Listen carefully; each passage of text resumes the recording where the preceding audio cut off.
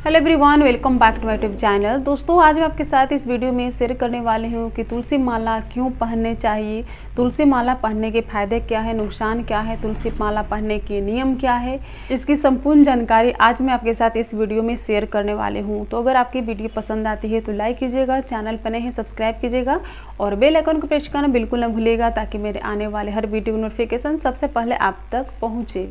दोस्तों, शास्त्रों के अनुसार तुलसी माला वो लोग पहनते हैं जो कृष्ण के भक्त होते हैं, जो विष्णु भगवान के भक्त होते हैं। जो तुलसी माला पहनते हैं वो भगवान के और करीब हो जाते हैं।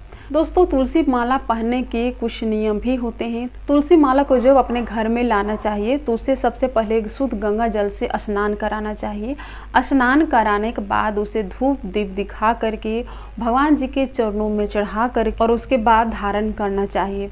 दोस्तों, तुलसी माला जिसको तुलसी माला को कंठी भी कहा जाता है, तो जब तुलसी माला को एक बार गले में धारण कर लिया जाए तो उसे दोबारा उतारना नहीं चाहिए। तो तुलसी माला वो लोग पहनते हैं जो भगवान कृष्ण के भक्त होते हैं, जो भगवान विष्णु जी के भक्त होते हैं।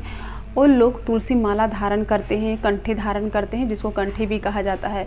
तो दोस्तों, तुलसी माला धारण करने के बाद कुछ नियमों का पालन भी करना होता है, जैसे कि लहसुन प्याज नहीं खाना होता, इसमें मांस मंदिरा का भी त्याग करना होता है। ऐसी चीज़ों का त्याग करना होता है जिनमें नशा होती है, निकोटीन होती है, उन चीज़ों का त्याग करना होता है तुलसी माला पहनने के बाद। दोस्तों, तुलसी माला पहनने के बाद बुरे संगत लोगों का भी साथ छोड़ देना चाहिए, क्योंकि जब हम जैसे लोगों के साथ संगत करते हैं वैसे ही बन जाते हैं।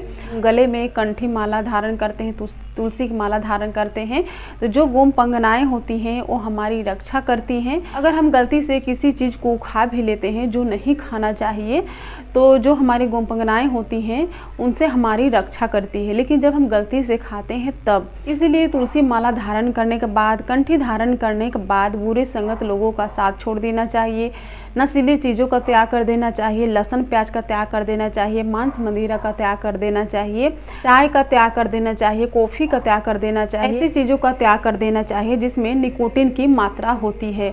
तो चाय में, कॉफ़ी में भी निकोटीन की मात्रा होती है, तो तुलसी माला धारण करने के बाद चाय और कॉफ़ी भी नहीं पीनी चाहिए। और दोस्तों, तुलसी माला वही धारण करते हैं जो लोग गुरु दीक्षा ले चुके होते हैं। तो गुरु दीक्षा लेने के बाद ही तुलसी माला धारण करना चाहिए, कंठी धारण करना चाहिए। दोस्तों, घर में अगर किसी की मृत्यु भी हो जाती है उस समय पर भी तुलसी को उतारना नहीं चाहिए, यानी कि जो अपने कंठी धारण कर रखी है, तुलसी माला पहन रखी है, उसे उतारना नहीं चाहिए, क्योंकि तुलसी अपने आप में इतनी पवित्र होती है कि वो कभी भी अशुद्ध नहीं होती। दोस्तों, घर में मृत्यु हो जाने के बाद अगर 13वीं का जो खाना होता है, तो जिन्होंने कंठी माला धारण की हो, तुलसी की माला धारण की हो, उन लोगों को 13वीं का खाना नहीं खाना चाहिए। 13वीं बीत जाने के बाद आप खाना खा सकते हैं, लेकिन तुलसी माला धारण करने के बाद 13वीं का खाना नहीं खाना चाहिए। दोस्तों, उसके बाद तुलसी माला धारण करने के बाद पति पत्नी का जो संबंध होता है उसे आप बना सकते हैं, लेकिन उसे गले से उतारने की जरूरत नहीं होती। अब हो गई बात कि क्या हम जब शौच करने के लिए जाते हैं या रात में जब हम सोने जाते हैं तो क्या हम कंठी माला उतार कर शौच जाए या सोने जाए, तो नहीं। शौच करते समय भी या फिर आप जब रात में सोते हैं उस समय पर भी कंठी माला उतारने की आवश्यकता नहीं होती। आप कंठी माला धारण करके शौच जा सकते हैं, सो सकते हैं। सपोज कीजिए कि आपने कंठी माला उतार करके और आप सो गए, और सोए सोए आप हमेशा के लिए ही सो गए, यानी कि आपकी मृत्यु हो गई, तब क्या होगा? इसलिए शास्त्रों के अनुसार कंठी माला को कभी भी उतारना नहीं चाहिए। कोई भी क्रियाक्रम करते समय कंठी माला को उतारने की आवश्यकता नहीं है, ऐसा शास्त्रों में बताया गया है।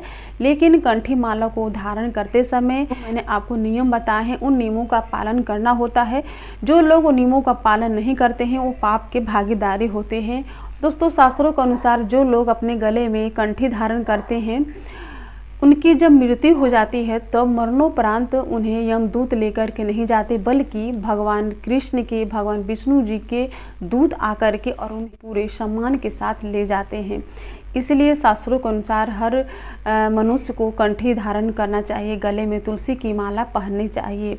दोस्तों, कंठी माला किसी भी दूसरे के बहकावे में या दूसरे के देखा देखी नहीं करना चाहिए, नहीं पहनना चाहिए, क्योंकि कंठी माला धारण करना मतलब कि इतना सरल और इतना आसान नहीं है, इसके नियम होते हैं जिसको फॉलो करना होता है। लोग भगवान के सच्चे भक्त होते हैं, वे अपने गले में कंठी धारण करते हैं, तुलसी के माला पहनते हैं और वे सारे नियमों का पालन करते हैं।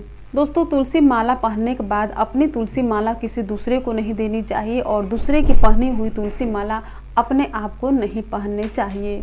और दोस्तों, शास्त्रों के अनुसार जिस माला को हम गले में धारण करते हैं उस माला से माला जाप नहीं करना चाहिए और जिस माला से हम माला जाप करते हैं उस माला को गले में नहीं पहनना चाहिए। दोस्तों, शास्त्रों के अनुसार तुलसी माला पहनने से हमारी जो आत्मा होती है, जो मन होते हैं वो पवित्र होते हैं।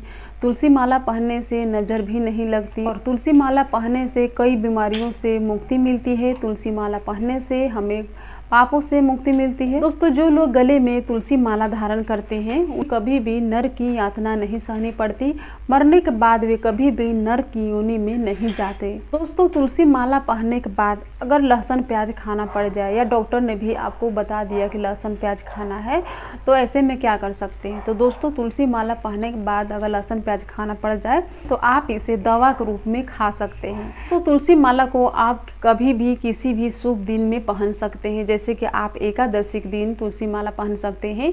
तुलसी माला पहनने से पहले मैंने आपको बताया कि शुद्ध गंगा जल से स्नान करा करके और भगवान जी को चढ़ा करके, और आप कृष्ण भगवान को चढ़ा सकते हैं, विष्णु भगवान को चढ़ा सकते हैं, या लड्डू गोपाल जी हैं तो लड्डू गोपाल जी को चढ़ा सकते हैं और उसके बाद फिर आप तुलसी माला धारण कर सकते हैं। एकादशी के दिन तुलसी माला धारण करने के लिए बहुत ही शुभ दिन माना जाता है, तो आप एकादशी के दिन तुलसी माला धारण कर सकते हैं।